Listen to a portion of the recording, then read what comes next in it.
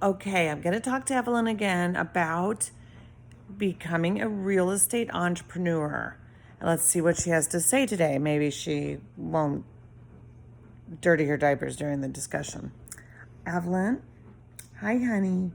Can we talk about being a real estate agent and a real estate investor? Come look at me. Look at Gigi.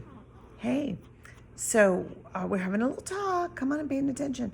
So listen, Evelyn, none of the other kids, my kids, want to take over the business and they don't want to be an investor or an entrepreneur. And I'm kind of wondering if you would be interested in that. Should we start training you now? Do you think that today is the right time to start? I think so. I think it's always filling your mind up with really nice, positive things about how smart you are and how you can do any business that you want to do. And, I'm going to be here for you. Gigi will help you, okay? So as soon as you're ready, we got to get you walking first, though, don't you think? And, well, talking too. We got to get you going. So come on. And then you and I can start looking at houses together.